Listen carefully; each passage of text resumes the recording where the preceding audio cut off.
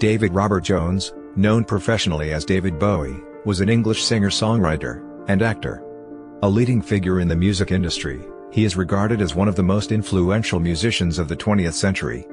Bowie was acclaimed by critics and musicians, particularly for his innovative work during the 1970s. His career was marked by reinvention and visual presentation, and his music and stagecraft had a significant impact on popular music. Bowie developed an interest in music from an early age. He studied art, music, and design before embarking on a professional career as a musician in 1963.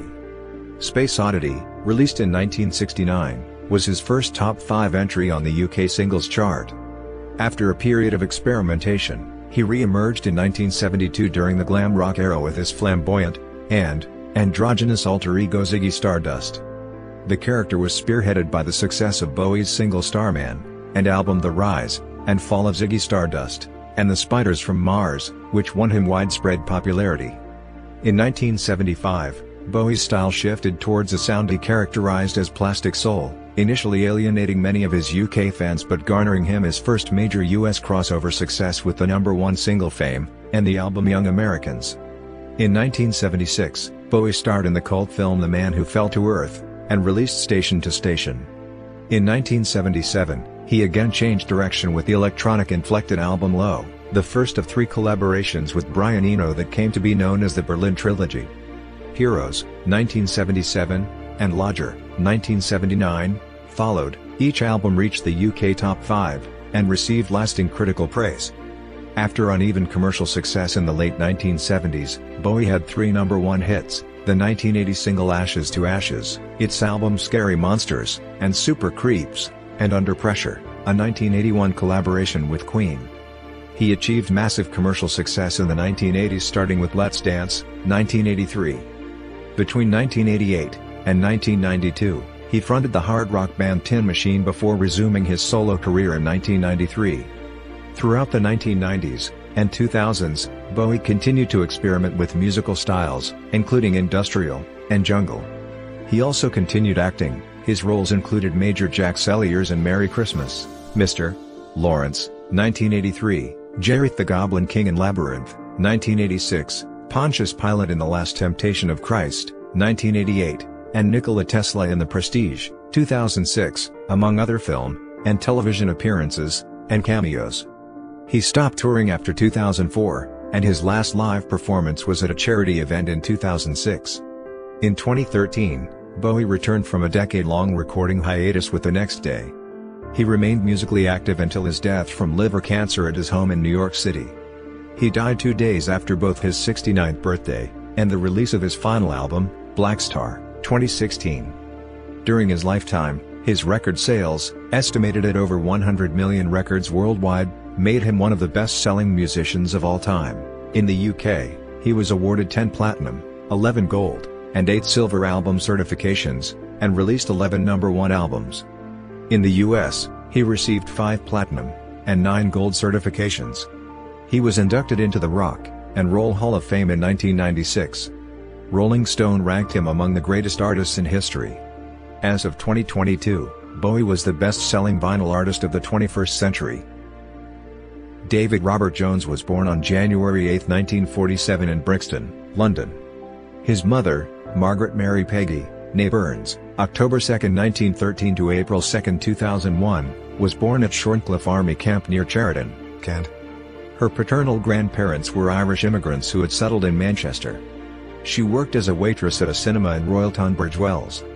His father, Haywood Stenton John Jones, November 21, 1912 to August 5, 1969, was from Doncaster, Yorkshire, and worked as a promotions officer for the children's charity Bernardo's. The family lived at 40 Stansfield Road, on the boundary between Brixton and Stockwell in the South London borough of Lambeth. Bowie attended Stockwell Infant School until he was 6 years old, acquiring a reputation as a gifted and single-minded child and a defiant brawler. From 1953 Bowie moved with his family to Bickley, and then Bromley Common, before settling in Sundridge Park in 1955 where he attended Burn Ash Junior School. His voice was considered adequate by the school choir, and he demonstrated above-average abilities in playing the recorder. At the age of 9, his dancing during the newly introduced music and movement classes was strikingly imaginative. Teachers called his interpretations vividly artistic, and his poise astonishing for a child. The same year, his interest in music was further stimulated when his father brought home a collection of American 45s by artists including the Teenagers, the Platters, Fats Domino, Elvis Presley, who shared Bowie's birthday, and Little Richard. Upon listening to Little Richard's song Tutti Frutti, Bowie would later say that he had heard God. Bowie was first impressed with Presley when he saw his cousin Christina dance to Hound Dog soon after it was released in 1956. According to Christina, she and David danced like possessed elves to records of various artists. By the end of the following year, Bowie had taken up the ukulele and chest bass, begun to participate in skiffle sessions with friends, and had started to play the piano. Meanwhile, his stage presentation of numbers by both Presley and Chuck Berry, complete with gyrations in tribute to the original artists, to his local Wolf Cub group, was described as mesmerizing, like someone from another planet. Having encouraged his son to follow his dreams of being an entertainer since he was a toddler, in the late 1950s David's father took him to meet singers and other performers preparing for the Royal Variety performance, introducing him to Al McCogan and Tommy Steele. After taking his 11+ exam at the conclusion of his Burnash Junior education, Bowie went to Bromley Technical High School. It was an unusual technical school, as biographer Christopher Sanford wrote. Despite its status, it was, by the time David arrived in 1958, as rich in arcane ritual as any English public school. They were houses named after 18th-century statesmen like Pitt and Wilberforce. There was a uniform and an elaborate system of rewards and punishments. There was also an accent on languages, science, and particularly design, where a collegiate atmosphere flourished under the tutorship of Owen Frampton.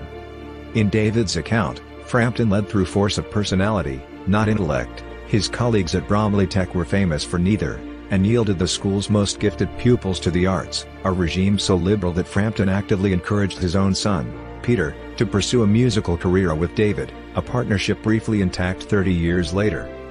Bowie's maternal half-brother, Derry Burns, was a substantial influence on his early life. Burns, who was 10 years older than Bowie, had schizophrenia and seizures, and lived alternately at home and in psychiatric wards. While living with Bowie, he introduced the younger man to many of his lifelong influences, such as modern jazz, Buddhism, beat poetry, and the occult.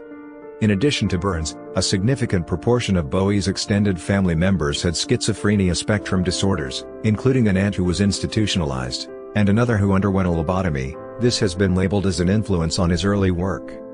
Bowie studied art, music, and design, including layout and typesetting. After Burns introduced him to modern jazz, his enthusiasm for players like Charles Mingus and John Coltrane led his mother to give him a Grafton saxophone in 1961. He was soon receiving lessons from baritone saxophonist Ronnie Ross. He received a serious injury at school in 1962 when his friend George Underwood punched him in the left eye during a fight over a girl. After a series of operations during a 4-month hospitalization, his doctors determined that the damage could not be fully repaired, and Bowie was left with faulty depth perception and anisocoria, a permanently dilated pupil, which gave a false impression of a change in the iris color, erroneously suggesting he had heterochromia iritum, one iris a different color to the other. His eye later became one of Bowie's most recognizable features. Despite their altercation, Bowie remained on good terms with Underwood, who went on to create the artwork for Bowie's early albums. Bowie formed his first band, the Conrads, in 1962 at the age of 15. Playing guitar-based rock and roll at local youth gatherings and weddings, the Conrads had a varying lineup of between 4 and 8 members, Underwood among them. When Bowie left the technical school the following year, he informed his parents of his intention to become a pop star. His mother arranged his employment as an electrician's mate. Frustrated by his bandmates' limited aspirations, Bowie left the Conrads and joined another band, the King Bees.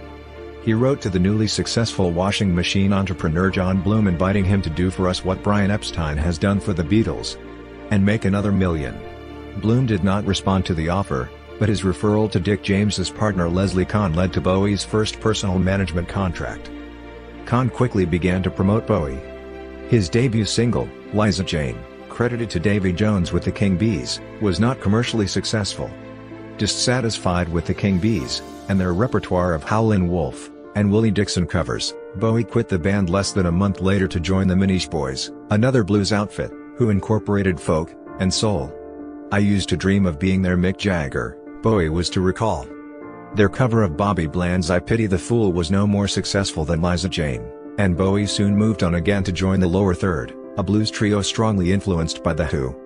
"You've Got a Habit of Leaving" fared no better, signaling the end of Kahn's contract. Declaring that he would exit the pop music world to study mime at Sadler's Wells, Bowie nevertheless remained with the Lower Third. His new manager, Ralph Horton, later instrumental in his transition to solo artist, helped secure him a contract with Pye Records. Publicist Tony Hatch signed Bowie on the basis that he wrote his own songs. Dissatisfied with Davy and Davy Jones, which in the mid-1960s invited confusion with Davy Jones of the Monkees, he took on the stage name David Bowie after the 19th-century American pioneer James Bowie, and the knife he had popularized. His first release under the name was the January 1966 single "Can't Help Thinking About Me," recorded with the Lower Third. The single flopped like its predecessors. After the single's release, Bowie departed the Lower Third, partly due to Horton's influence, and released two more singles for Pye, "Do Anything You Say" and "I Dig Everything," both of which featured a new band called The Buzz, before signing with Darum Records. Around this time Bowie also joined the Riot Squad. Their recordings, which included one of Bowie's original songs, and material by the Velvet Underground, went unreleased. Kenneth Pitt, introduced by Horton, took over as Bowie's manager. His April 1967 solo single, "The Laughing Gnome," on which speeded up, and thus high-pitched vocals were used to portray the gnome in the song, failed to chart. Released 6 weeks later, his album debut, David Bowie, an amalgam of pop, psychedelia, and music hall, met the same fate. It was his last release for 2 years. In September, Bowie recorded "Let Me Sleep Beside You" and "Karma Man," which were rejected by Darum for release as a single, and left unreleased until 1970. Both tracks marked the beginning of Bowie's working relationship with producer Tony Visconti, which, with large gaps, would last for the rest of Bowie's career. Studying the dramatic arts under Lindsay Kemp, from avant-garde theater and mime to commedia dell'arte, Bowie became immersed in the creation of personae to present to the world. Satirizing life in a British prison, the Bowie composition "Over the Wall We Go" became a 1967 single for Oscar. Another Bowie song, "Silly Boy Blue," was released by Billy Fury the following year. Playing acoustic guitar, Hermione Farthingale formed a group with Bowie and guitarist John Hutchinson named Feathers. Between September 1968 and early 1969 the trio gave a small number of concerts combining folk, mercy beat, poetry, and mime. After the breakup with Farthingale, Bowie moved in with Mary Finnegan as her lodger. In February and March 1969, he undertook a short tour with Mark Bolan's duo Tyrannosaurus Rex, as third on the bill, performing a mime act. On July 11, 1969, Space Oddity was released 5 days ahead of the Apollo 11 launch, and reached the top 5 in the UK. Continuing the divergence from rock, and roll, and blues begun by his work with Farthingale, Bowie joined forces with Finnegan, Christina Ostrom, and Barry Jackson to run a folk club on Sunday nights at the 3 Tons pub in Beckenham High Street. The club was influenced by the Arts Lab movement, developing into the Beckenham Arts Lab, and became extremely popular. The Arts Lab hosted a free festival in a local park, the subject of his song "Memory of a Free Festival." Bowie's second album followed in November, originally issued in the UK as David Bowie. It caused some confusion with its predecessor of the same name, and the early US release was instead titled Man of Words/Man of Music. It was reissued internationally in 1972 by RCA Records as Space Oddity. Featuring philosophical post-hippie lyrics on peace, love, and morality, its acoustic folk rock occasionally fortified by harder rock, the album was not a commercial success at the time of its release. Bowie met Angela Barnett in April 1969. They married within a year. Her impact on him was immediate, and her involvement in his career far-reaching, leaving manager Kenneth Pitt with limited influence, which he found frustrating. Having established himself as a solo artist with Space Oddity, Bowie began to sense a lacking, a full-time band for gigs, and recording. People he could relate to personally. The shortcoming was underlined by his artistic rivalry with Mark Bolan, who was at the time acting as his session guitarist. The band Bowie assembled comprised John Cambridge, a drummer Bowie met at the Arts Lab, Tony Visconti on bass, and Mick Ronson on electric guitar. Known as Hype, the bandmates created characters for themselves, and wore elaborate costumes that prefigured the glam style of the Spiders from Mars. After a disastrous opening gig at the London Roundhouse, they reverted to a configuration presenting Bowie as a solo artist. Their initial studio work was marred by a heated disagreement between Bowie and Cambridge over the latter's drumming style. Matters came to a head when an enraged Bowie accused the drummer of the disturbance, exclaiming, "You're fucking up my album." Cambridge left, and was replaced by Mick Woodmansey. Not long after, Bowie fired his manager, and replaced him with Tony DeFries. This resulted in years of litigation that concluded with Bowie having to pay Pitt compensation. The studio sessions continued, and resulted in Bowie's third album, The Man Who Sold the World, 1970, which contained references to schizophrenia, paranoia, and delusion. It represented a departure from the acoustic guitar and folk rock style established by Space Oddity, to a more hard rock sound. To promote it in the US, Mercury Records financed a coast-to-coast publicity tour across America in which Bowie, between January and February 1971, was interviewed by radio stations and the media. Exploiting his androgynous appearance, the original cover of the UK version unveiled 2 months later depicted Bowie wearing a dress. He took the dress with him, and wore it during interviews, to the approval of critics, including Rolling Stone's John Mendelsohn, who described him as ravishing, almost disconcertingly reminiscent of Lauren Bacall, and in the street, to mixed reaction including laughter, and, in the case of one male pedestrian, producing a gun, and telling Bowie to kiss my ass.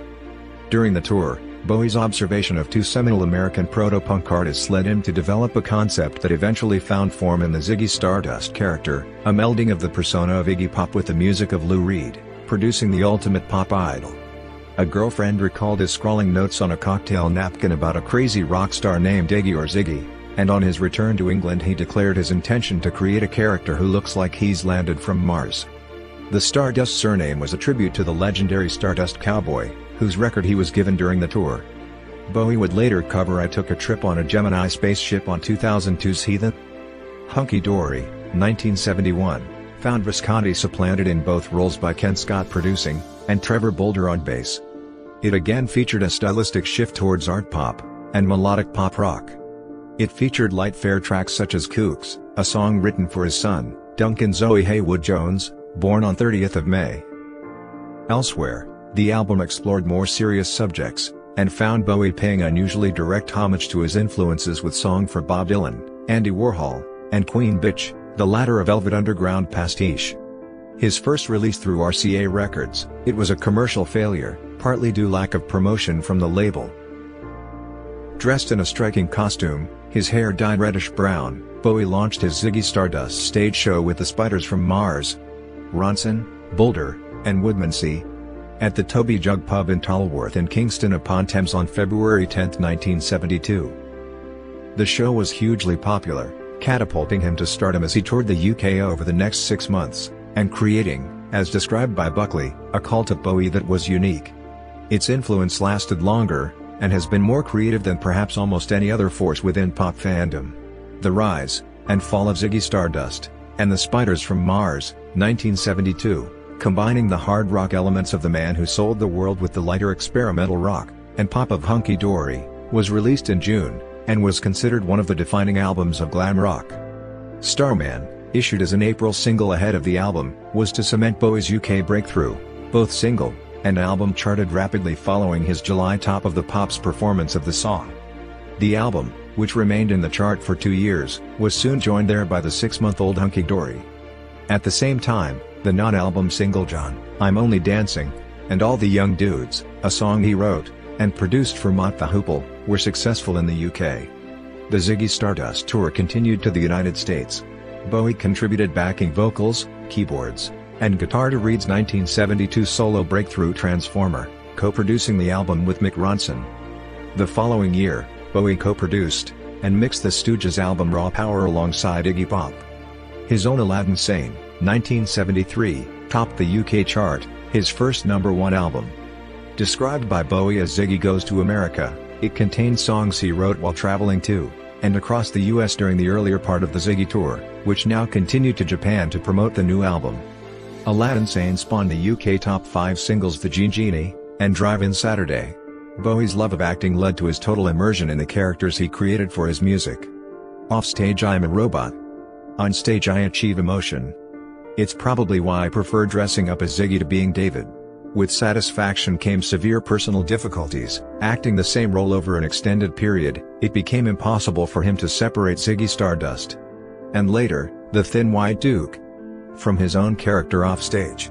Ziggy, Bowie said, wouldn't leave me alone for years.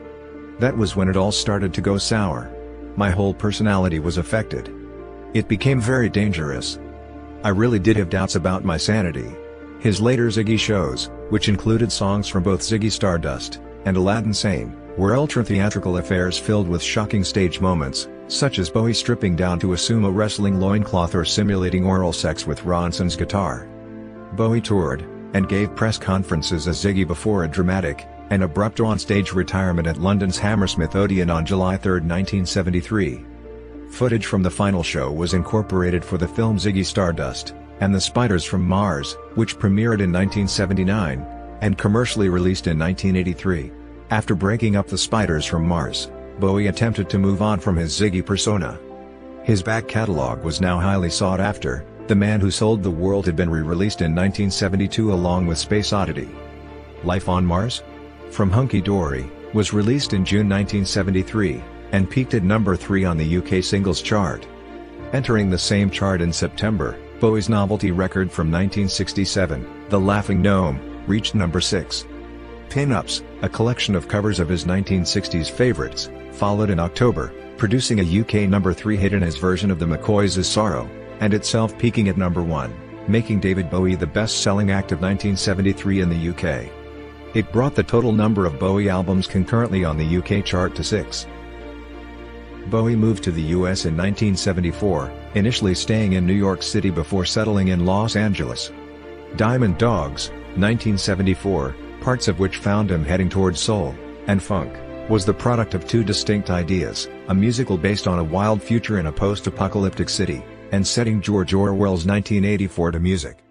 The album went to number 1 in the UK, spawning the hits Rebel Rebel and Diamond Dogs, and number 5 in the US. To promote it, Bowie launched the Diamond Dogs Tour, visiting cities in North America between June and December 1974. Choreographed by Tony Basil, and lavishly produced with theatrical special effects, the high-budget stage production was filmed by Alan Yentim.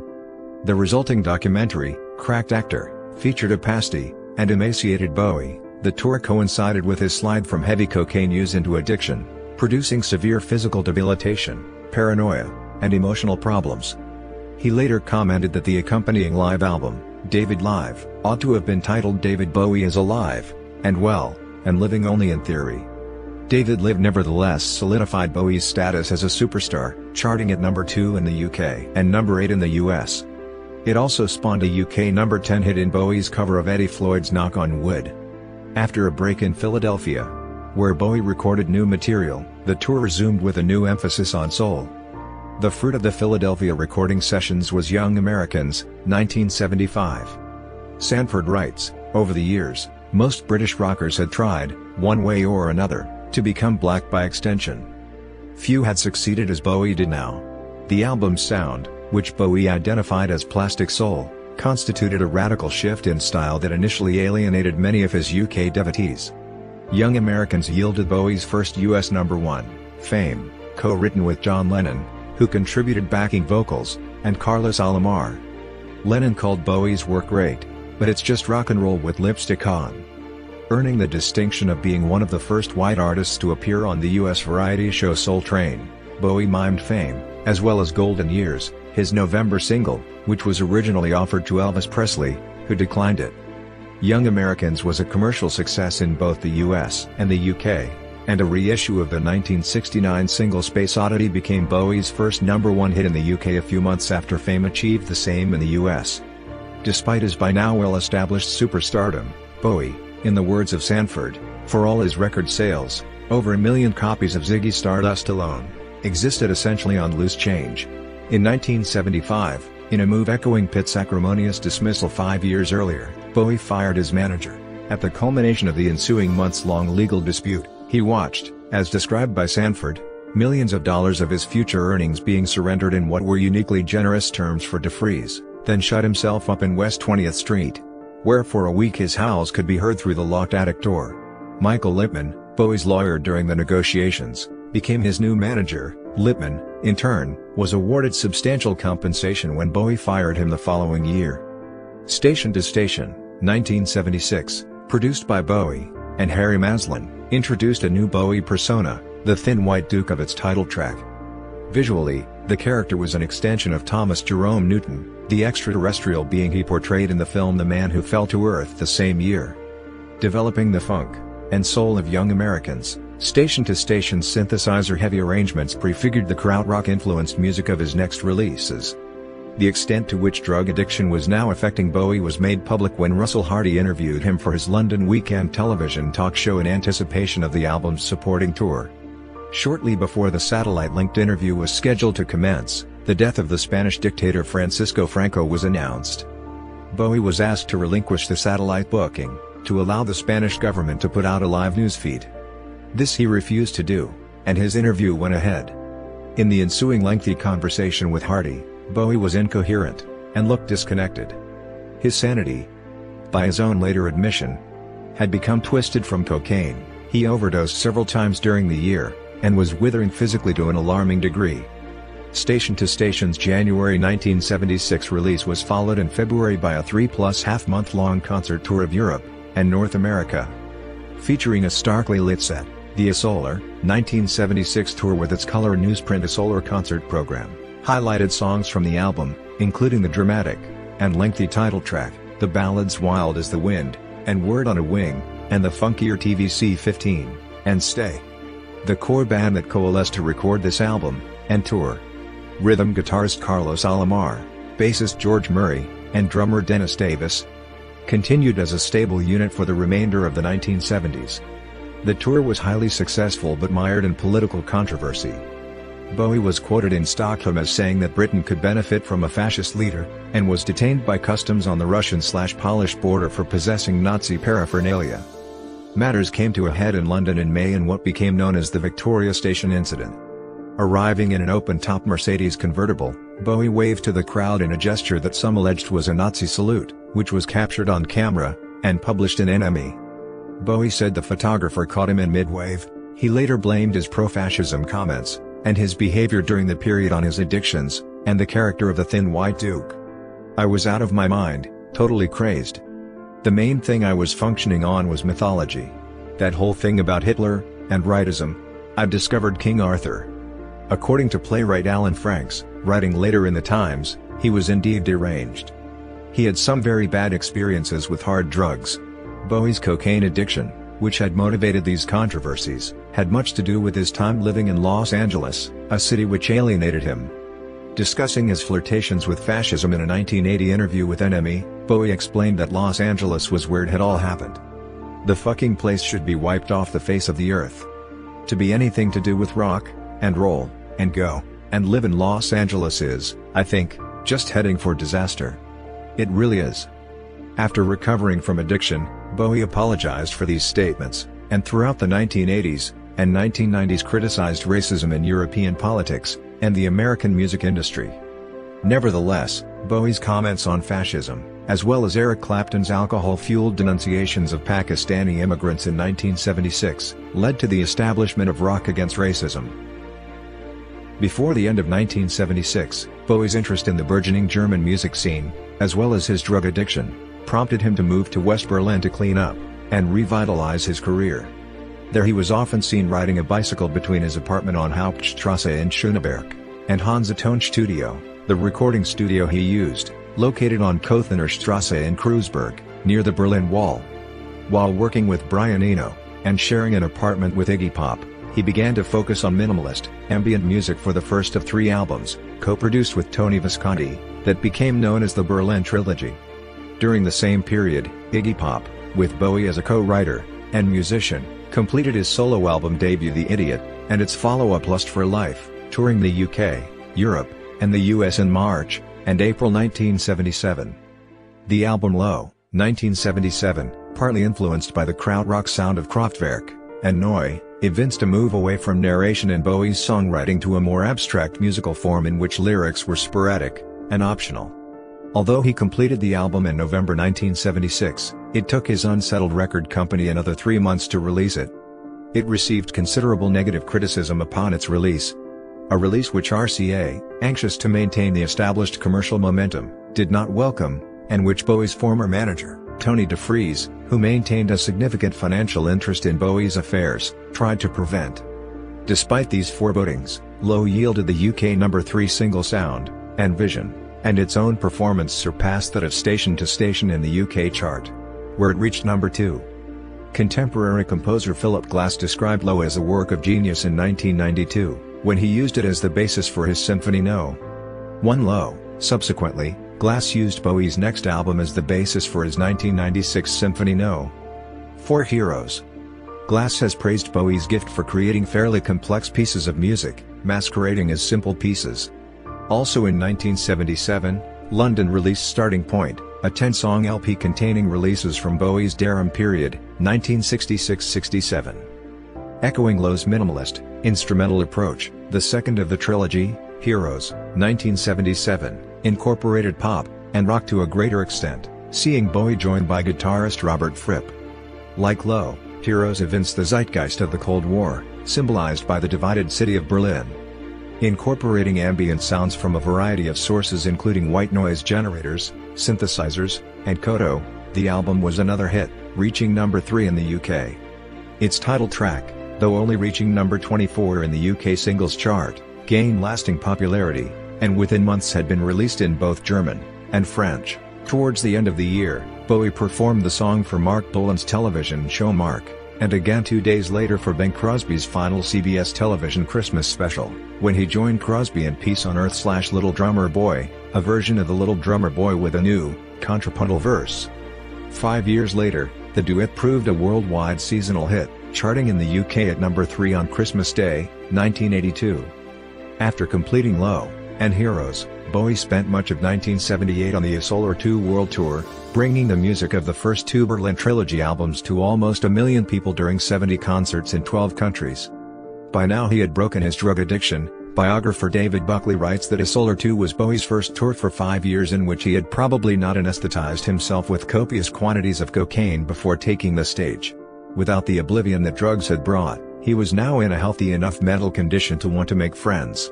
Recordings from the tour made up the live album Stage, released the same year.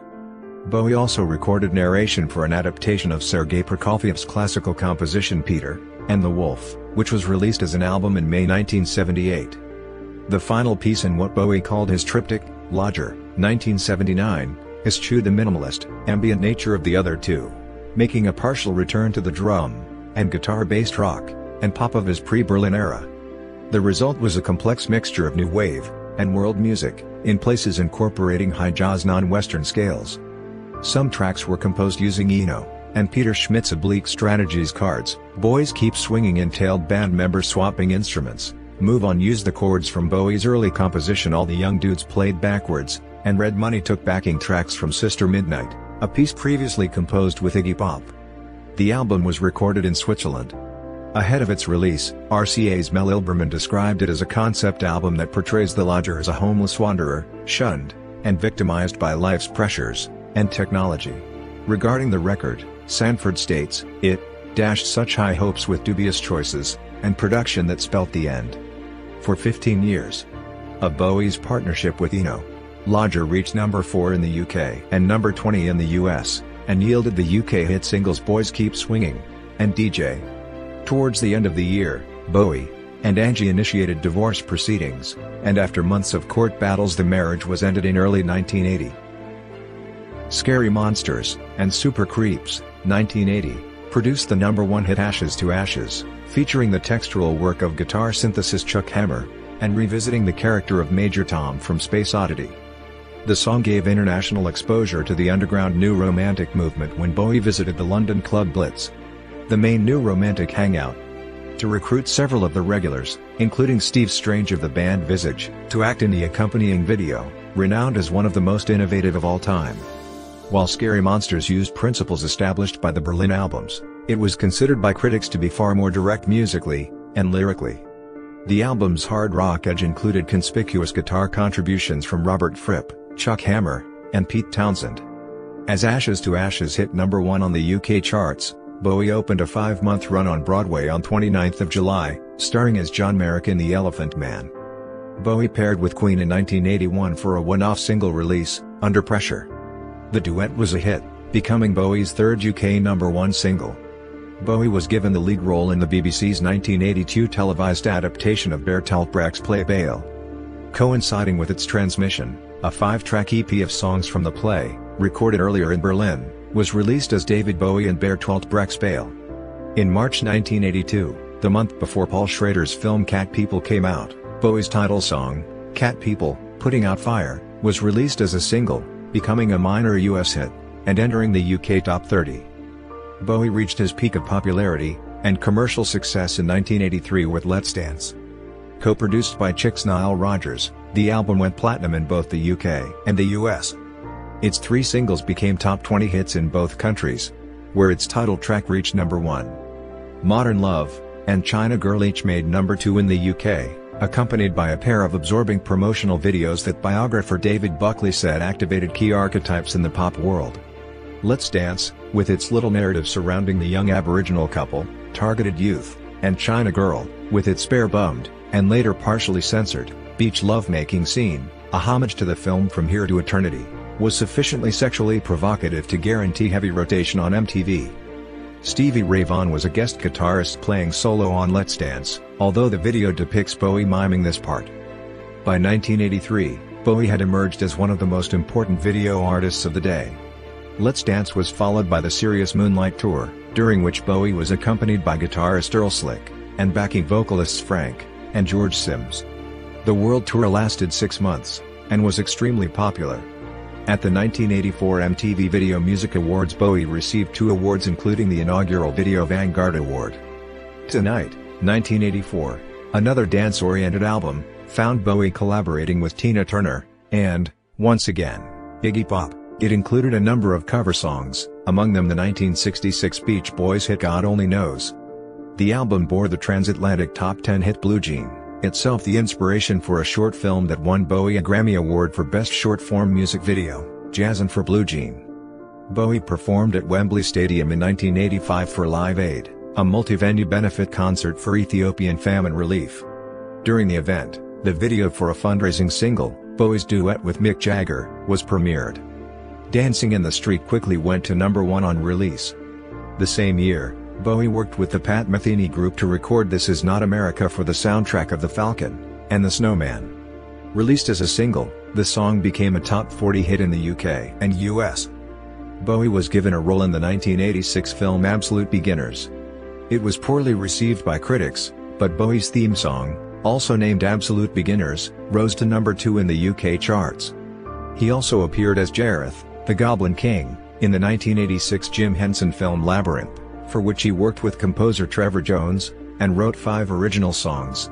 His final solo album of the decade was 1987's Never Let Me Down, where he ditched the light sound of his previous 2 albums, instead offering harder rock with an industrial/techno dance edge. Peaking at number 6 in the UK, the album yielded the hits Day In, Day Out, Time Will Crawl, and Never Let Me Down. Bowie later described it as his nadir, calling it an awful album. Supporting Never Let Me Down, and preceded by 9 promotional press shows, the '86 concert Glass Spider Tour commenced on 30th of May. Bowie's backing band included Peter Frampton on lead guitar. Contemporary critics maligned the tour as overproduced, saying it pandered to the current stadium rock trends and its special effects and dancing, although in later years critics acknowledged the tour's strengths and influence on concert tours by other artists, such as Britney Spears, Madonna, and U2. Bowie shelved his solo career in 1989, retreating to the relative anonymity of band membership for the first time since the early 1970s. A hard-rocking quartet, Tin Machine came into being after Bowie began to work experimentally with guitarist Reeves Gabrels. The lineup was completed by Tony and Hunt Sales, whom Bowie had known since the late 1970s for their contribution, on bass and drums respectively, to Iggy Pop's 1977 album Lust for Life. The Sales brothers are sons of American comedian and actor Soupy Sales. Although he intended Tin Machine to operate as a democracy, Bowie dominated, both in songwriting and in decision-making. The band's album debut, Tin Machine, 1989, was initially popular, though its politicized lyrics did not find universal approval. Bowie described one song as a simplistic, naive, radical, laying it down about the emergence of neo-Nazis. In the view of Sanford, it took nerve to denounce drugs, fascism, and TV, in terms that reached the literary level of a comic book. Emmy complained of lyrics that preach as well as repetitive tunes, and minimalist or no production. The album nevertheless reached number 3, and went gold in the UK. Tin Machine's first world tour was a commercial success, but there was growing reluctance among fans and critics alike to accept Bowie's presentation as merely a band member. A series of Tin Machine singles failed to chart, and Bowie, after a disagreement with Emmy, left the label. Like his audience, and his critics, Bowie himself became increasingly disaffected with his role as just one member of a band. Tin Machine began work on a second album, but Bowie put the venture on hold, and made a return to solo work. Performing his early hits during the 7-month Sound Plus Vision tour, he found commercial success, and acclaim once again. In October 1990, a decade after his divorce from Angie, Bowie and Somali-born supermodel Iman were introduced by a mutual friend. Bowie recalled, "I was naming the children the night we met. It was absolutely immediate." They married in 1992. Tin Machine resumed work the same month, but their audience, and critics, ultimately left disappointed by the first album, showed little interest in a second.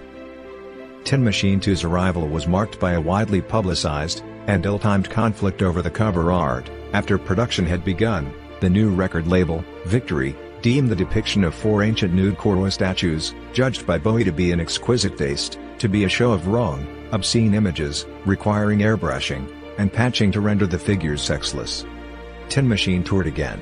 But after the live album Tin Machine Live, Oy Vey, Baby failed commercially, the band drifted apart, and Bowie, though he continued to collaborate with Gabriels, resumed his solo career. On April 20, 1992, Bowie appeared at the Freddie Mercury tribute concert, following the Queen singer's death the previous year. As well as performing Heroes, and All the Young Dudes, he was joined on Under Pressure by Annie Lennox, who took Mercury's vocal part. During his appearance, Bowie knelt and recited the Lord's Prayer at Wembley Stadium. 4 days later, Bowie and Iman were married in Switzerland. Intending to move to Los Angeles, they flew in to search for a suitable property, but found themselves confined to their hotel, under curfew. The 1992 Los Angeles riots began the day they arrived. They settled in New York instead.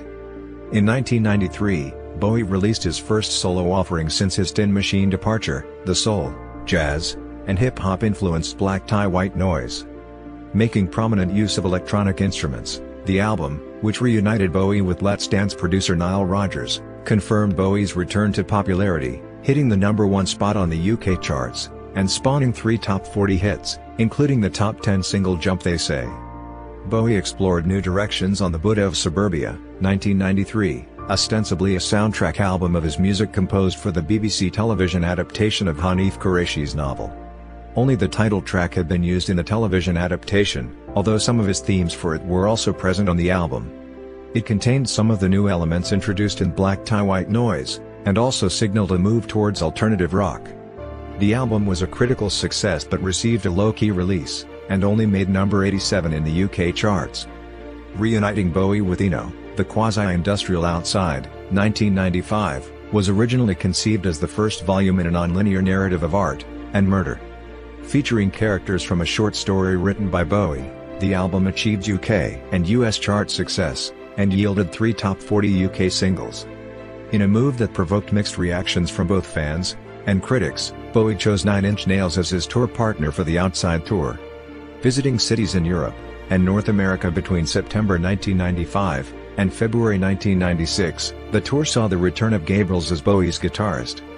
On January 7, 1997, Bowie celebrated his half-century with a 50th birthday concert at Madison Square Garden, New York, at which he was joined in playing his songs, and those of his guests, Lou Reed, Dave Grohl, and the Foo Fighters, Robert Smith of The Cure, Billy Corgan of the Smashing Pumpkins, Black Francis of the Pixies, and Sonic Youth.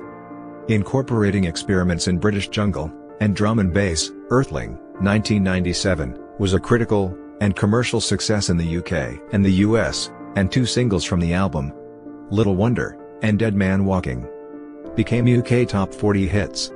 Bowie's song I'm Afraid of Americans from the Paul Verhoeven film Showgirls was re-recorded for the album, and remixed by Trent Reznor for a single release. The heavy rotation of the accompanying video, also featuring Trent Reznor, contributed to the song's 16-week stay in the US Billboard Hot 100.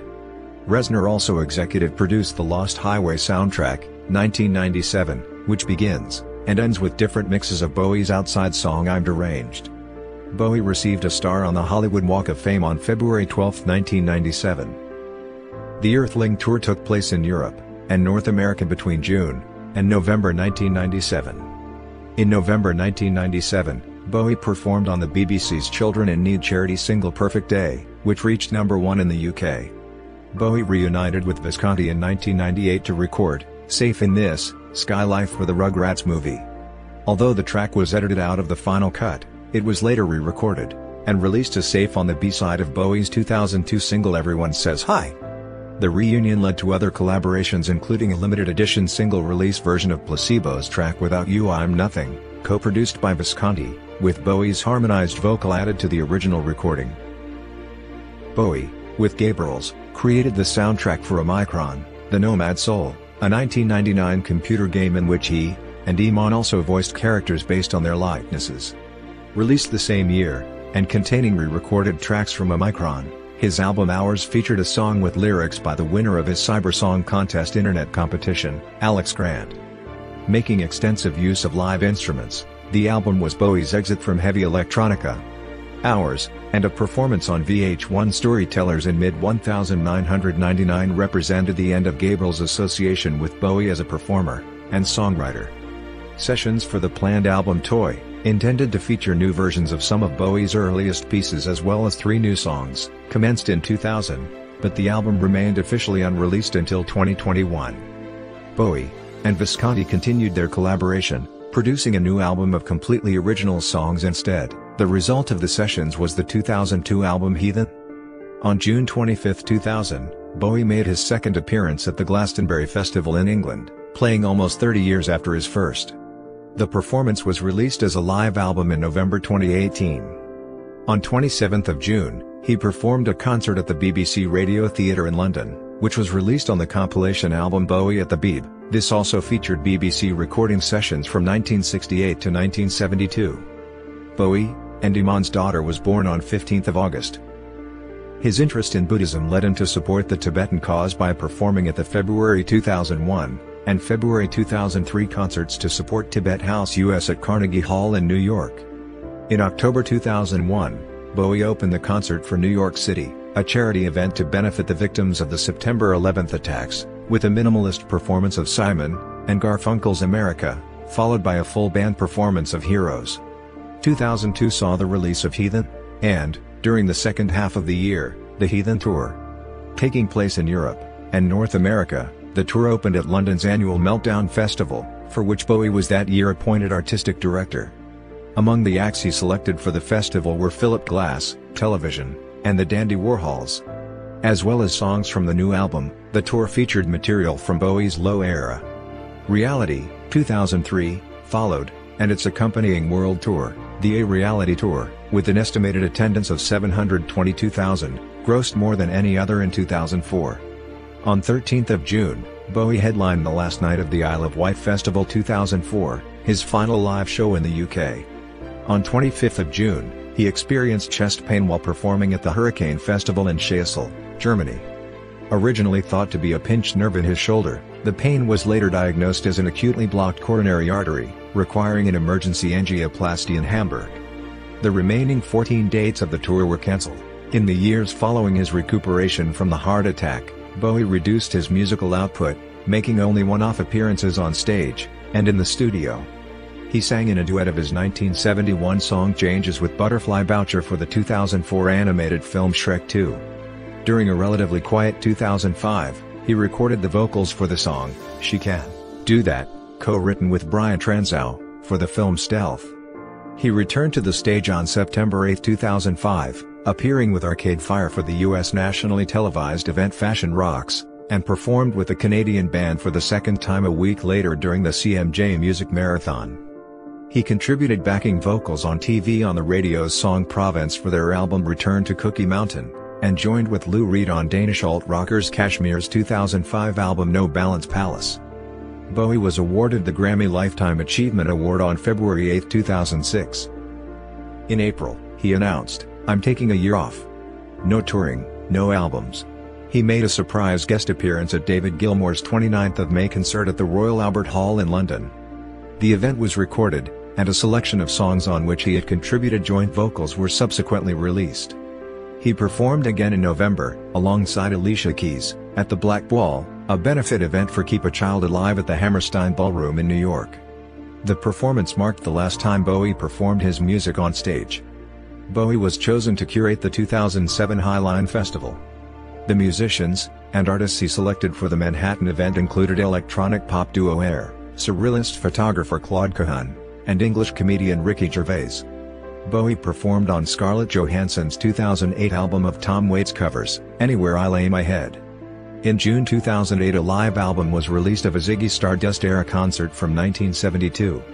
On the 40th anniversary of the July 1969 moon landing, and Bowie's accompanying commercial breakthrough with Space Oddity, EMI released the individual tracks from the original 8-track studio recording of the song, in a 2009 contest inviting members of the public to create a remix.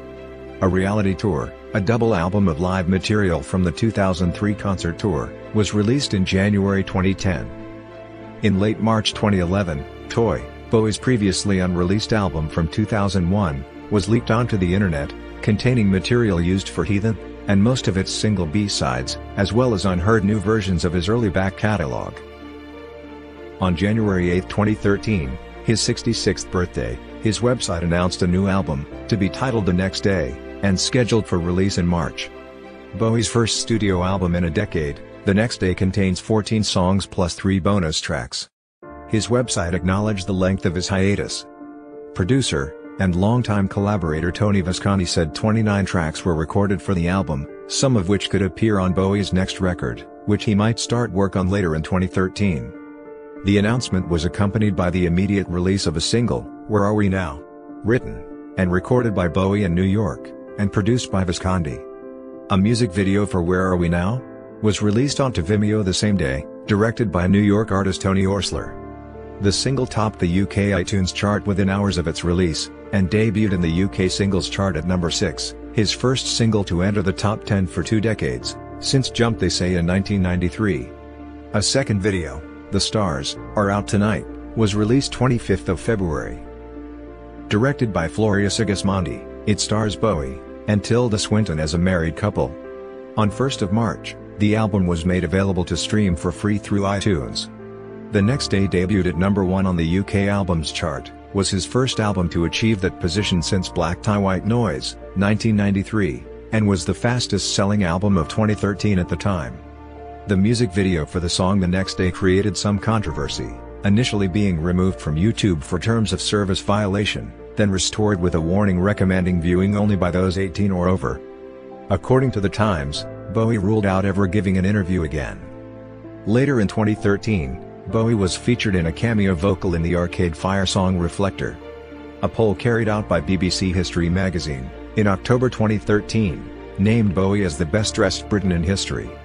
In mid-2014, Bowie was diagnosed with liver cancer, a diagnosis he kept private. New information was released in September 2014 regarding his next compilation album, Nothing Has Changed, which was released in November. The album featured rare tracks and old material from his catalog in addition to a new song titled Sue, or In a Season of Crime. In May 2015, Let's Dance was announced to be reissued as a yellow vinyl single on July 16, 2015 in conjunction with the David Bowie's exhibition at the Australian Centre for the Moving Image in Melbourne, Australia. In August 2015, it was announced that Bowie was writing songs for a Broadway musical based on the SpongeBob SquarePants cartoon series. The final production included a retooled version of No Control from Outside. Bowie wrote and recorded the opening title song to the television series The Last Panthers, which aired in November 2015. The theme that was used for The Last Panthers was also the title track for his January 2016 release Black Star, which is said to take cues from his earlier krautrock-influenced work. According to The Times, Black Star may be the oddest work yet from Bowie. On December 7, 2015, Bowie's musical Lazarus debuted in New York. His last public appearance was at opening night of the production. Black Star was released on January 8, 2016, Bowie's 69th birthday, and was met with critical acclaim. Following his death on 10th of January, Visconti revealed that Bowie had planned the album to be his swan song, and a parting gift for his fans before his death. Several reporters and critics subsequently noted that most of the lyrics on the album seemed to revolve around his impending death, with CNN noting that the album reveals a man who appears to be grappling with his own mortality. Visconti later said that Bowie had been planning a post-Black Star album, and had written and recorded demo versions of 5 songs in his final weeks, suggesting that Bowie believed he had a few months left. The day following his death, online viewing of Bowie's music skyrocketed, breaking the record for Vevo's most viewed artist in a single day. On 15th of January, Black Star debuted at number 1 on the UK Albums Chart. 19 of his albums were in the UK Top 100 Albums Chart, and 13 singles were in the UK Top 100 Singles Chart.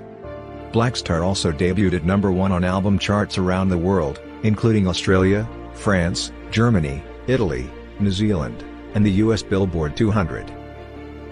In September 2016, a box set Who Can I Be Now? 1974 to 1976, was released covering Bowie's mid-1970s soul period. It included The Gouster, a previously unreleased 1974 album. An EP, No Plan, was released on January 8, 2017. Which would have been Bowie's 70th birthday. Apart from Lazarus, the EP includes 3 songs that Bowie recorded during the Black Star sessions, but were left off the album, and appeared on the soundtrack album for the Lazarus musical in October 2016. A music video for the title track was also released. 2017 and 2018 also saw the release of a series of posthumous live albums, covering the Diamond Dogs Tour of 1974, the A Solar Tour of 1976, and the A Solar 2 Tour of 1978. In the 2 years following his death, Bowie sold 5 million records in the UK alone. In their top 10 list for the Global Recording Artist of the Year, the International Federation of the Phonographic Industry named Bowie the second best-selling artist worldwide in 2016, behind Drake. At the 59th Annual Grammy Awards in 2017, Bowie won all 5 nominated awards: Best Rock Performance, Best Alternative Music Album, Best Engineered Album, Non-Classical, Best Recording Package, and Best Rock Song. They were Bowie's first Grammy wins in musical categories. On January 8, 2020, on what would have been Bowie's 73rd birthday, a previously unreleased version of The Man Who Sold the World was released, and 2 releases were announced: a streaming-only EP, Is It Any Wonder? And an album, Change Is Now Bowie, released in November 2020 for Record Store Day. In August 2020, another series of live shows were released, including sets from Dallas in 1995, and Paris in 1999. These, and other shows, part of a series of live concerts spanning his tours from 1995 to 1999, was released in the late 2020, and early 2021 as part of the box set Brilliant Live Adventures. In September 2021, Bowie's estate signed a distribution deal with Warner Music Group, beginning in 2023, covering Bowie's recordings from 2000 through 2016. Bowie's album Toy, recorded in 2001, was released on what would have been Bowie's 75th birthday. On January 3, 2022, Variety reported that Bowie's estate had sold his publishing catalog to Warner Chappell Music, for a price upwards of $250 million. While always primarily a musician, Bowie took acting roles throughout his career, appearing in over 30 films, television shows, and theatrical productions. Bowie's acting career was productively selective, largely eschewing starring roles for cameos and supporting parts. Many critics have observed that, had Bowie not chosen to pursue music, he could have found great success as an actor. Other critics have noted that, while his screen presence was singular, his best contributions to film were the use of his songs in films such as Lost Highway, A Knight's Tale, The Life Aquatic with Steve Zissou, and Inglourious Basterds.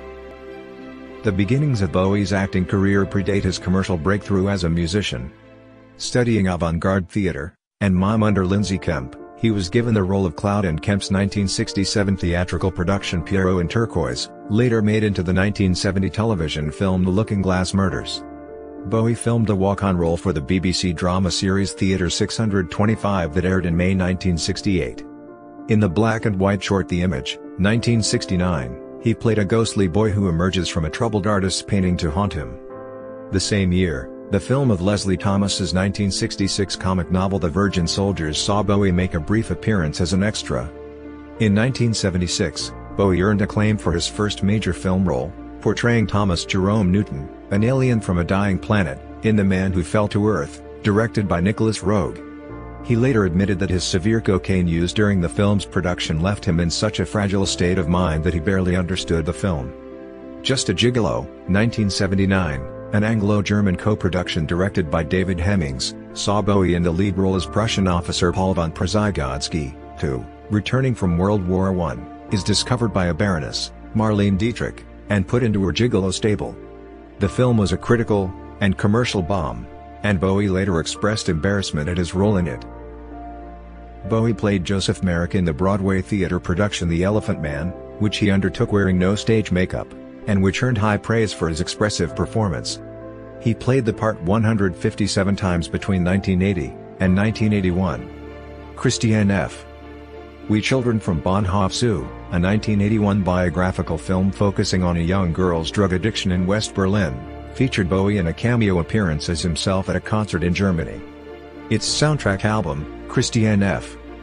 1981, featured much material from his Berlin Trilogy albums.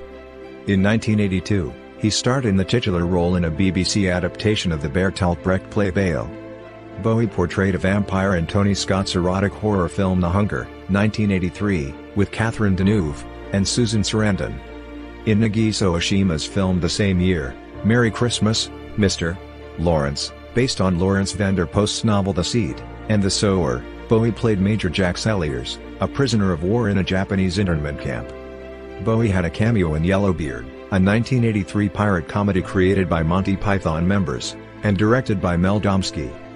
To promote the single Blue Jean, Bowie filmed the 21-minute short film Jazzin' for Blue Jean, 1984, with director Julian Temple, and played the dual roles of romantic protagonist Vic, and arrogant rock star screaming Lord Byron.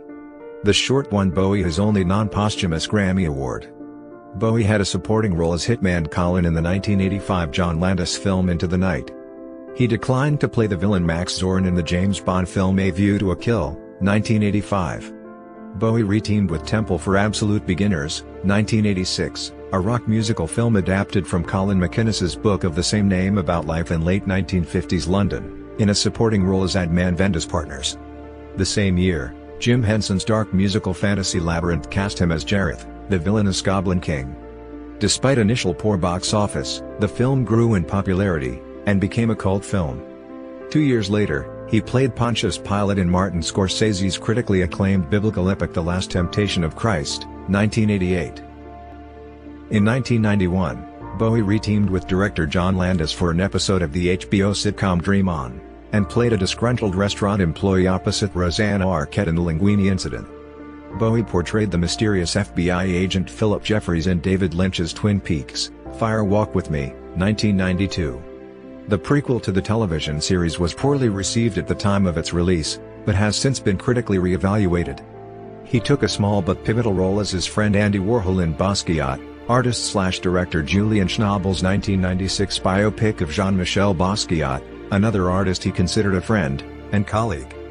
Bowie co-starred in Giovanni Veronesi's spaghetti western Il Mio West, 1998, released as Gunslinger's Revenge in the US in 2005, as the most feared gunfighter in the region. He played the aging gangster Bernie in Andrew Goth's Everybody Loves Sunshine, 1999, released in the US as BUSTED, and appeared as the host in the second season of the television horror anthology series The Hunger. Despite having several episodes which focus on vampires, and Bowie's involvement, the show had no plot connection to the 1983 film of the same name. In 1999, Bowie voiced two characters in the Sega Dreamcast game Omicron, the Nomad Soul, his only appearance in a video game. In Mr. Rice's Secret, 2000, Bowie played the title role as the neighbor of a terminally ill 12-year-old. Bowie appeared as himself in the 2001 Ben Stiller comedy Zoolander, judging a walk-off between rival male models, and in Eric Idle's 2002 mockumentary The Rutles 2, Can't Buy Me Lunch. In 2005, he filmed a commercial with Snoop Dogg for XM satellite radio. Bowie portrayed a fictionalized version of physicist and inventor Nikola Tesla in Christopher Nolan's film The Prestige, 2006, which was about the bitter rivalry between two magicians in the late 19th century.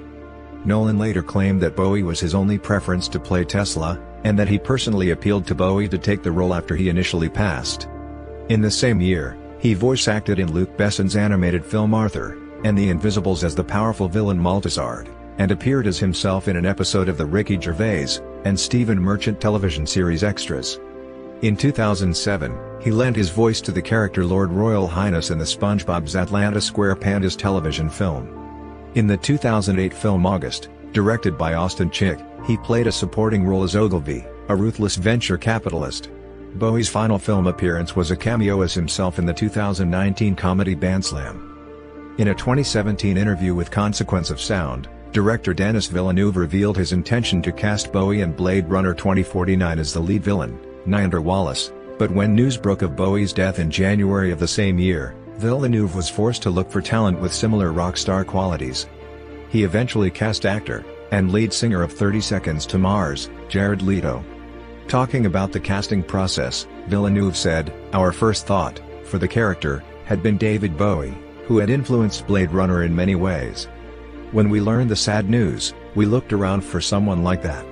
He, Bowie, embodied the Blade Runner spirit." David Lynch also hoped to have Bowie reprise his Fire Walk With Me character for Twin Peaks: The Return, but Bowie's illness prevented this. His character was portrayed via archival footage. At Bowie's request, Lynch overdubbed Bowie's original dialogue with a different actor's voice, as Bowie was unhappy with his Cajun accent in the original film. Bowie was a painter and artist. He moved to Switzerland in 1976, purchasing a chalet in the hills to the north of Lake Geneva. In the new environment, his cocaine use decreased, and he found time for other pursuits outside his musical career. He devoted more time to his painting, and produced a number of postmodernist pieces. When on tour, he took to sketching in a notebook, and photographing scenes for later reference. Visiting galleries in Geneva, and the Brücke Museum in Berlin, Bowie became, in the words of Sanford, a prolific producer and collector of contemporary art. Not only did he become a well-known patron of expressionist art, locked in Claude de Maisonge, he began an intensive self-improvement course in classical music and literature, and started work on an autobiography. One of Bowie's paintings sold at auction in late 1990 for $500, and the cover for his 1995 album Outside is a close-up of a self-portrait, from a series of 5, he painted that same year. His first solo show, titled New Afro/Pagan, and work, 1975 to 1995, was in 1995 at the Gallery in Cork Street, London. In 1997, he founded the publishing company 21 Publishing, whose first title was Blimey. From Bohemia to Britpop, London Art World from Francis Bacon to Damien Hirst by Matthew Collings.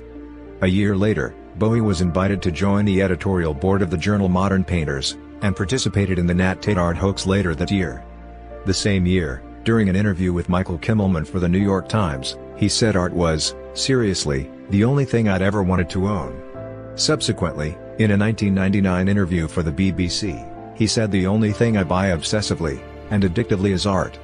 His art collection, which included works by Damien Hirst, Derek Boshier, Frank Auerbach, Henry Moore, and Jean-Michel Basquiat among others, was valued at over £10 million in mid-2016.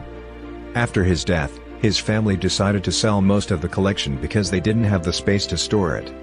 On 10 and 11th of November, 3 auctions were held at Sotheby's in London, first with 47 lots, and second with 208 paintings, drawings, and sculptures, third with 100 design lots. The items on sale represented about 65% of the collection. Exhibition of the works in the auction attracted 51,470 visitors. The auction itself was attended by 1,750 bidders, with over 1,000 more bidding online. The auctions has overall sale total £32.9 million, app. $41.5 million, while the highest-selling item, Basquiat's graffiti-inspired painting Air Power, sold for £7.09 million. Outside of music, Bowie dabbled in several forms of writings during his life. In the late 1990s, Bowie was commissioned for writings of various media, including an essay on Jean-Michel Basquiat for the 2001 anthology book Writers on Artists, and forwards to Joe Levin's 2001 publication GQ Cool, Mick Rock's 2001 photography portfolio Blood and Glitter, his wife Iman's 2001 book I Am Iman, Q Magazine's 2002 special The 100 Greatest Rock and Roll Photographs, and Jonathan Barnbrook's artwork portfolio Barnbrook Bible, the graphic design of Jonathan Barnbrook. He also heavily contributed to the 2002 Genesis Publications memoir of the Ziggy Stardust years, Moonage Daydream, which was re-released in 2022. Bowie also wrote liner notes for several albums, including Too Many Fish in the Sea by Robin Clark, the wife of his guitarist Carlos Alomar, Stevie Ray Vaughan's posthumous Live at Montreux 1982, and 1985, 2002, The Spinners compilation The Chrome Collection, 2003, the 10th anniversary reissue of Placebo's debut album, 2006, and Noise Vinyl Box, 2010. Bowie also wrote an appreciation piece in Rolling Stone for 9 Inch Nails in 2005, and an essay for the booklet accompanying Iggy Pop's A Million in Prizes, the anthology the same year.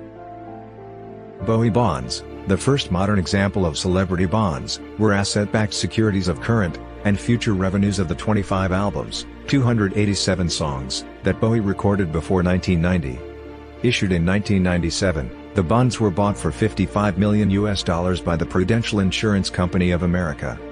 Royalties from the 25 albums generated the cash flow that secured the bonds' interest payments.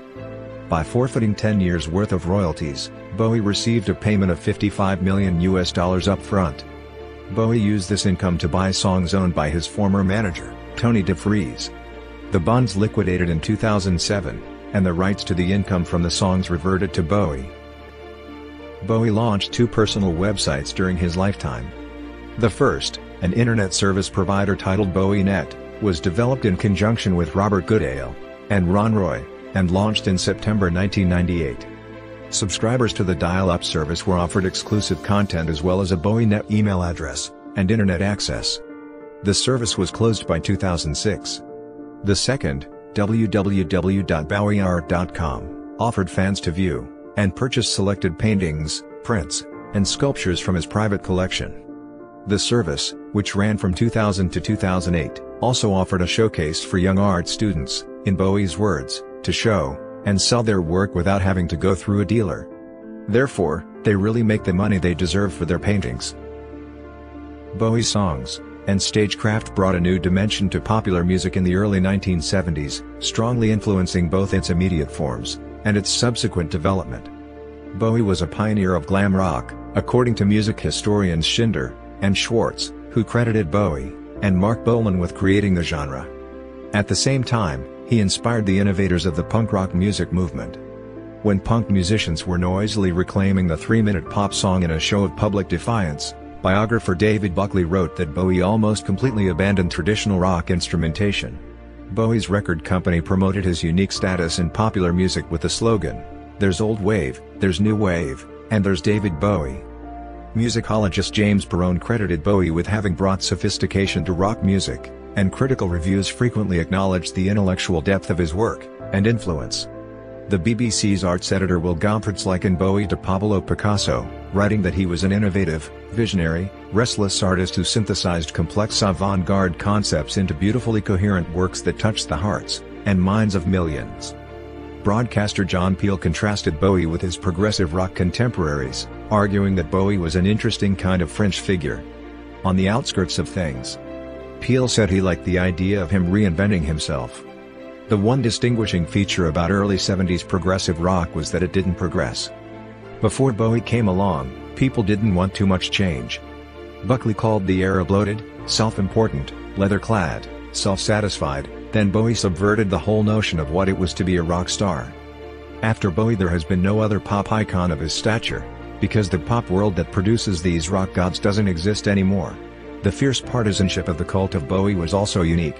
Its influence lasted longer, and has been more creative than perhaps almost any other force within pop fandom. Buckley called Bowie both star and icon. The vast body of work he has produced has created perhaps the biggest cult in popular culture. his influence has been unique in popular culture. He has permeated and altered more lives than any comparable figure. Through continual reinvention, his influence broadened and extended. Biographer Thomas Forget added, "Because he has succeeded in so many different styles of music, it is almost impossible to find a popular artist today that has not been influenced by David Bowie." In 2000, Bowie was voted by other music stars as the most influential artist of all time in a poll by NME. Alexis Petridis of The Guardian wrote that Bowie was confirmed by 1980 to be the most important and influential artist since the Beatles. Neil McCormick of the Daily Telegraph stated that Bowie had one of the supreme careers in popular music, art, and culture of the 20th century, and he was too inventive, too mercurial, too strange for all but his most devoted fans to keep up with. The BBC's Mark Easton argued that Bowie provided fuel for the creative powerhouse that Britain has become by challenging future generations to aim high, to be ambitious, and provocative, to take risks. Easton concluded that Bowie had changed the way the world sees Britain, and the way Britain sees itself. In 2006, Bowie was voted the fourth greatest living British icon in a poll held by the BBC's Culture Show. Annie Zaleski of Alternative Press wrote, "Every band or solo artist who's decided to rip up their playbook and start again owes a debt to Bowie." Numerous figures from the music industry whose careers Bowie had influenced paid tribute to him following his death. Panegyrics on Twitter, tweets about him peaked at 20,000 a minute an hour after the announcement of his death, also came from outside the entertainment industry and pop culture, such as those from the Vatican, namely Cardinal Gianfranco Ravasi, who quoted Space Oddity, and the Federal Foreign Office, which thanked Bowie for his part in the fall of the Berlin Wall, and referenced heroes. Belgian amateur astronomers at the Mirror Public Observatory in conjunction with Studio Brussels created a Bowie asterism in homage to Bowie in January 2016.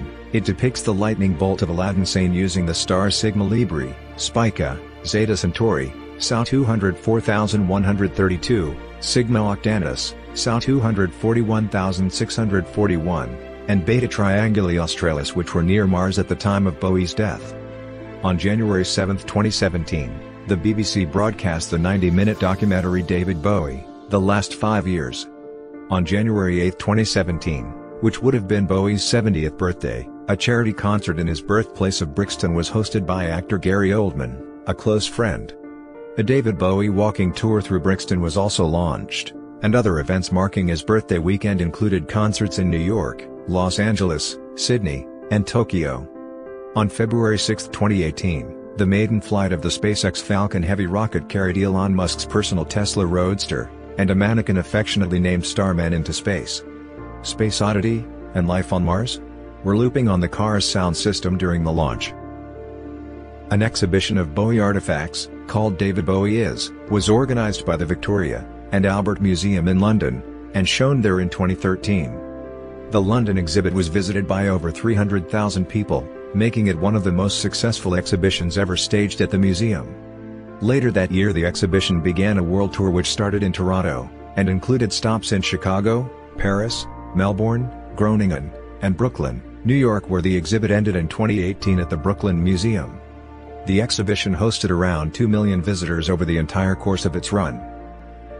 A biopic, Stardust, was announced on January 31, 2019, with musician and actor Johnny Flynn as Bowie, Jenna Malone as his wife Angie, and Mark Maron as his publicist.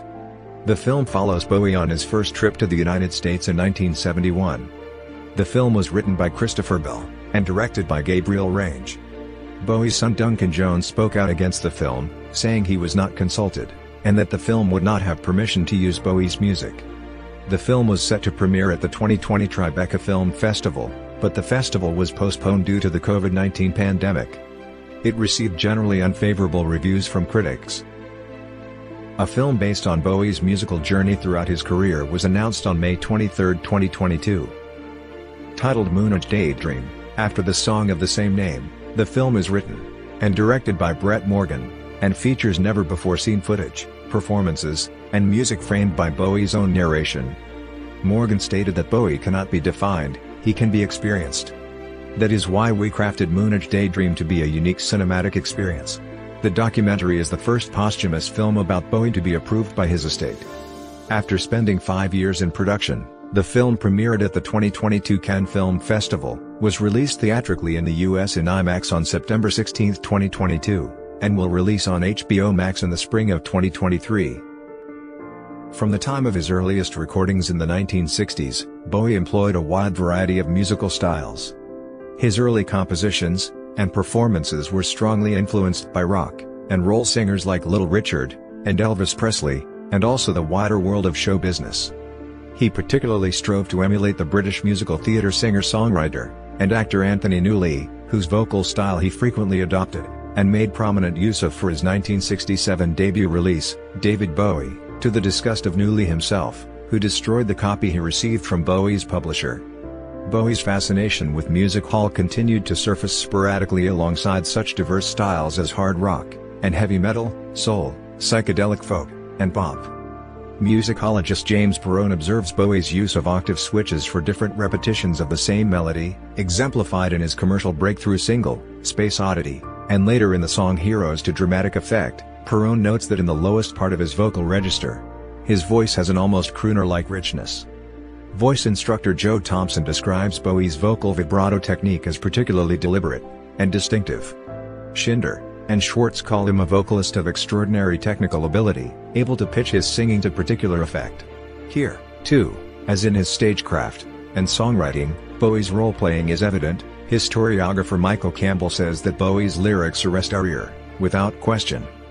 But Bowie continually shifts from person to person as he delivers them. His voice changes dramatically from section to section. In addition to the guitar, Bowie also played a variety of keyboards, including piano, mellotron, chamberlin, and synthesizers, harmonica, alto, and baritone saxophones, stylophone, viola, cello, koto, in the Heroes track Moss Garden, thumb piano, drums, on the Heathen track Cactus, and various percussion instruments. Bowie met dancer Lindsay Kemp in 1967, and enrolled in his dance class at the London Dance Centre. He commented in 1972 that meeting Kemp was when his interest in image really blossomed. He lived on his emotions, he was a wonderful influence. His day-to-day life was the most theatrical thing I had ever seen, ever. It was everything I thought Bohemia probably was. I joined the circus. In January 1968, Kemp choreographed a dance scene for a BBC play, The Pistol Shot, in the Theatre 625 series, and used Bowie with the dancer, Hermione Farthingale. The pair began dating, and moved into a London flat together. Bowie and Farthingale broke up in early 1969 when she went to Norway to take part in a film, Song of Norway. This affected him, and several songs, such as Letter to Hermione, and Life on Mars, reference her, and, for the video accompanying Where Are We Now?, he wore a t-shirt with the words meter per second Song of Norway. They were last together in January 1969 for the filming of Love You Till Tuesday, a 30-minute film that was not released until 1984, intended as a promotional vehicle. It featured performances from Bowie's repertoire, including Space Oddity, which had not been released when the film was made. Bowie married his first wife, Mary Angela Barnett, on March 19, 1970 at Bromley Register Office in Bromley, London. They had an open marriage. Angela described their union as a marriage of convenience. "We got married so that I could get a permit to work.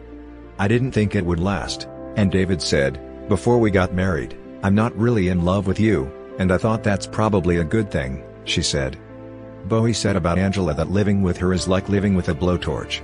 Their son Duncan, born on May 30, 1971, was at first known as Zoe. Bowie and Angela divorced on February 8, 1980 in Switzerland. Bowie received custody of their son.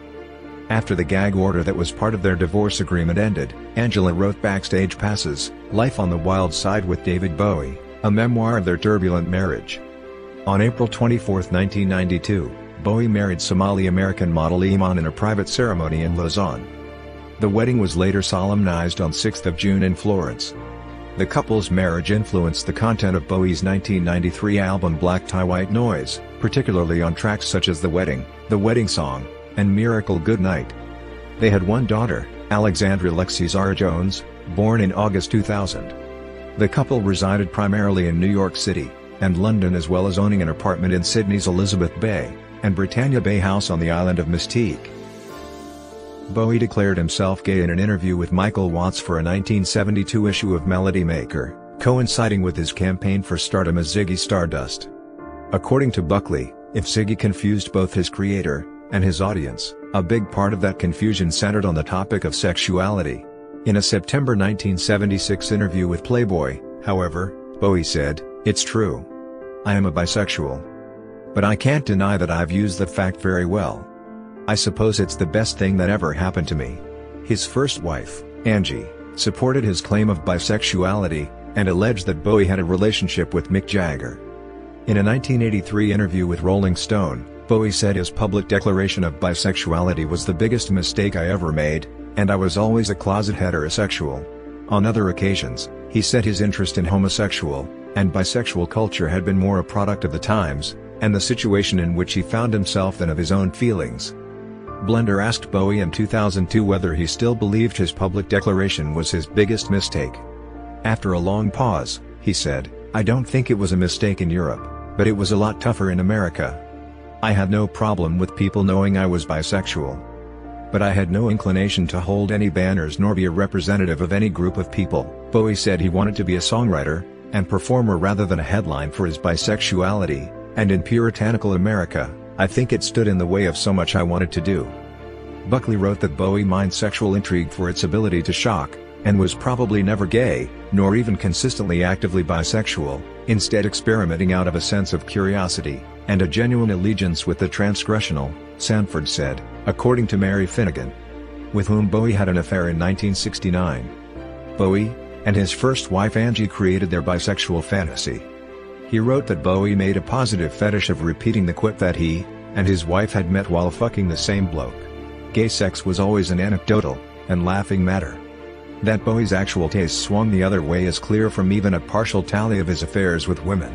The BBC's Mark Easton wrote in 2016 that Britain was far more tolerant of difference, and that gay rights, such as same-sex marriage and gender equality, would not have enjoyed the broad support they do today without Bowie's androgynous challenge all those years ago.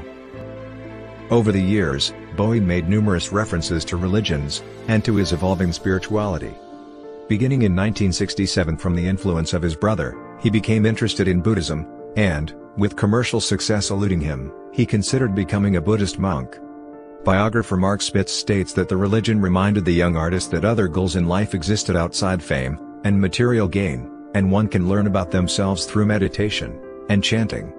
After a few months' study at Tibet House in London, he was told by his Lama, Chime Rinpoche, "You don't want to be Buddhist. You should follow music."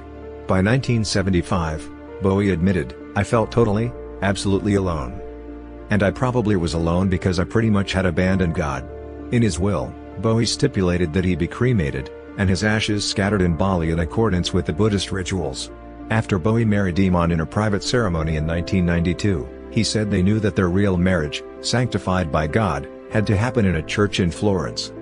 Earlier that year, he knelt on stage at the Freddie Mercury tribute concert and recited the Lord's Prayer before a television audience.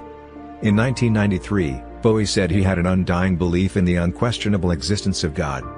In a separate 1993 interview, while describing the genesis of the music for his album Black Tie White Noise, he said, "It was important for me to find something, musically, that also had no sort of representation of institutionalized and organized religion, of which I'm not a believer, I must make that clear." Interviewed in 2005, Bowie said whether God exists is not a question that can be answered. "I'm not quite an atheist, and it worries me. There's that little bit that holds on, well, I'm almost an atheist. Give me a couple of months. I've nearly got it right." He had a tattoo of the Serenity Prayer in Japanese on his left calf. Questioning his spiritual life was, always, germane to Bowie's songwriting. The song Station to Station is very much concerned with the Stations of the Cross. The song also specifically references Kabbalah. Bowie called the album extremely dark, the nearest album to a magic treatise that I've written. Earthlings show the abiding need in me to vacillate between atheism or a kind of Gnosticism. What I need is to find a balance, spiritually, with the way I live, and my demise. Released shortly before his death, Lazarus, from his final album, Black Star, began with the words, "Look up here, I'm in heaven," while the rest of the album deals with other matters of mysticism and mortality. As a 17-year-old still known as Davy Jones, he was a co-founder and spokesman for the Society for the Prevention of Cruelty to Long-Haired Men in response to members of the Manish Boys being asked to cut their hair prior to a television appearance on the BBC. He and his bandmates were interviewed on the network's November 12, 1964 installment of Tonight to champion their cause. He stated on the program, "I think we all like long hair, and we don't see why other people should persecute us because of it." In 1976, speaking as the Thin White Duke persona, and at least partially tongue-in-cheek, he made statements that expressed support for fascism, and perceived admiration for Adolf Hitler in interviews with Playboy, NME, and a Swedish publication. Bowie was quoted as saying, "Britain is ready for a fascist leader. I think Britain could benefit from a fascist leader. After all, fascism is really nationalism. I believe very strongly in fascism. People have always responded with greater efficiency under a regimental leadership." He was also quoted as saying, "Adolf Hitler was one of the first rock stars, and you've got to have an extreme right front come up, and sweep everything off its feet, and tidy everything up." Bowie later retracted these comments in an interview with Melody Maker in October 1977, blaming them on mental instability caused by his drug problems at the time, saying, "I was out of my mind, totally, completely crazed." In the same interview, Bowie described himself as apolitical, stating, "The more I travel, and the less sure I am about exactly which political philosophies are commendable. The more government systems I see, the less enticed I am to give my allegiance to any set of people, so it would be disastrous for me to adopt a definitive point of view, or to adopt a party of people, and say these are my people." In the 1980s and 1990s, Bowie's public statements shifted sharply towards anti-racism and anti-fascism. In an interview with MTV anchor Mark Goodman in 1983, Bowie criticized the channel for not providing enough coverage of black musicians, becoming visibly uncomfortable when Goodman suggested that the network's fear of backlash from the American Midwest was one reason for such a lack of coverage.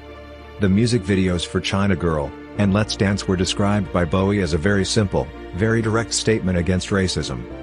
The album Tin Machine took a more direct stance against fascism and neo-Nazism, and was criticized for being too preachy. At the 2014 Brit Awards on 19th of February, Bowie became the oldest recipient of a Brit Award in the ceremony's history when he won the award for British Male Solo Artist, which was collected on his behalf by Kate Moss. His speech read, "I'm completely delighted to have a Brit for being the best male, but I am, aren't I, Kate? Yes. I think it's a great way to end the day. Thank you very, very much, and Scotland stay with us." Bowie's reference to the forthcoming September 2014 Scottish independence referendum garnered a significant reaction throughout the UK on social media. In 2016, filmmaker and activist Michael Moore said he had wanted to use Panic in Detroit for his 1998 documentary The Big One. Denied at first, Moore was given the rights after calling Bowie personally, recalling, "I've read stuff since his death saying that he wasn't that political, and he stayed away from politics. But that wasn't the conversation that I had with him." Bowie was involved in philanthropic and charitable efforts for HIV/AIDS research in Africa, as well as other humanitarian projects helping disadvantaged children and developing nations, ending poverty and hunger, promoting human rights, and providing education and health care to children affected by war. A portion of the proceeds from the pay-per-view showing of Bowie's 50th birthday party in 1997 was donated to the Save the Children charity. On January 10, 2016, Bowie died of liver cancer in his New York City apartment. He had been diagnosed 18 months earlier but had not made his condition public. The Belgian theater director Ivo van Hove, who had worked with Bowie on his off-Broadway musical Lazarus, explained that he was unable to attend rehearsals due to the progression of the disease. He noted that Bowie had kept working during the illness. Visconti wrote, "He always did what he wanted to do. And he wanted to do it his way, and he wanted to do it the best way. His death was no different from his life, a work of art. He made Black Star for us, his parting gift. I knew for a year this was the way it would be. I wasn't, however, prepared for it. He was an extraordinary man, full of love and life. He will always be with us. For now, it is appropriate to cry." Following Bowie's death, fans gathered at impromptu street shrines. At the mural of Bowie in his birthplace of Brixton, South London, which shows him in his Aladdin Sane character, fans laid flowers and sang his songs. Other memorial sites included Berlin, Los Angeles, and outside his apartment in New York. After news of his death, sales of his albums and singles soared. Bowie had insisted that he did not want a funeral, and according to his death certificate he was cremated in New Jersey on 12th of January. As he wished in his will, His ashes were scattered in a Buddhist ceremony in Bali, Indonesia. Bowie's 1969 commercial breakthrough, the song Space Oddity, won him an Ivor Novello Special Award for Originality. For his performance in the 1976 science fiction film The Man Who Fell to Earth, he won the Saturn Award for Best Actor. In the ensuing decades he was honored with numerous awards for his music, and its accompanying videos, receiving, among others, 6 Grammy Awards, and 4 Brit Awards. Winning Best British Male Artist twice, the award for Outstanding Contribution to Music in 1996, and the Brits Icon Award for his lasting impact on British culture, given posthumously in 2016. In 1999, Bowie was made a Commander of the Ordre des Arts et des Lettres by the French government. He received an honorary doctorate from Berklee College of Music the same year. He declined the royal honor of Commander of the Order of the British Empire, CBE, in 2000, and turned down a knighthood in 2003. Bowie later stated, "I would never have any intention of accepting anything like that. I seriously don't know what it's for. It's not what I spent my life working for." During his lifetime, Bowie sold over 100 million records worldwide, making him one of the best-selling music artists. In the United Kingdom, he was awarded 9 platinum, 11 gold, and 8 silver albums, and in the United States, 5 platinum, and 9 gold. Since 2015, Parlophone has remastered Bowie's back catalog through the Aerobox set series, starting with 5 years, 1969 to 1973. Bowie was announced as the best-selling vinyl artist of the 21st century in 2022. Rolling Stone's 500 Greatest Albums of All Time list includes The Rise and Fall of Ziggy Stardust, and The Spiders from Mars at number 40, Station to Station at number 52, Hunky Dory at number 88, Low at number 206, and Scary Monsters and Super Creeps at number 443. And, on their 500 Greatest Songs of All Time list, Rolling Stone includes Heroes at number 23, Life on Mars at number 105, Space Oddity at number 189, Changes at number 200, Young Americans at number 204, Station to Station at number 400, and Under Pressure at number 429. 4 of his songs are included in the Rock and Roll Hall of Fame's 500 Songs That Shaped Rock and Roll. In the BBC's 2002 poll of the 100 Greatest Britons, Bowie was ranked 29. In 2004, Rolling Stone magazine ranked him 39th on their list of the 100 Greatest Artists of All Time. Bowie was inducted into the Rock and Roll Hall of Fame in 1996, and into the Songwriters Hall of Fame in 2005. He was inducted into the Science Fiction and Fantasy Hall of Fame in 2013. Days after Bowie's death, Rolling Stone contributor Rob Sheffield proclaimed him the greatest rock star ever. The magazine also listed him as the 39th greatest songwriter of all time. In 2022, Sky Arts ranked him the most influential artist in Britain of the last 50 years. Bowie's influence transcends genres. Through pics with cutout designs of music, art, stage, and screen, he ranked 32nd on the 2023 Rolling Stone list of the 200 greatest singers of all time. In 2008, the Spiderhead Oropata David Bowie was named in Bowie's honor. In 2011, his image was chosen by popular vote for the £10 note of the local currency of his birthplace, the Brixton Pound. On January 5, 2015, a main belt asteroid was named 342,843 David Bowie. On January 13, 2016, Belgian amateur astronomers at Mira Public Observatory created a Bowie asterism of 7 stars which had been in the vicinity of Mars at the time of Bowie's death. The constellation forms the lightning bolt on Bowie's face from the cover of his Aladdin Sane album. In March 2017, Bowie featured on a series of UK postage stamps issued by the Royal Mail. On March 25, 2018, a statue of Bowie was unveiled in Aylesbury, Buckinghamshire, the town where he debuted Ziggy Stardust. The statue features a likeness of Bowie in 2002 accompanied with various characters, and looks from over his career, with Ziggy Stardust at the front.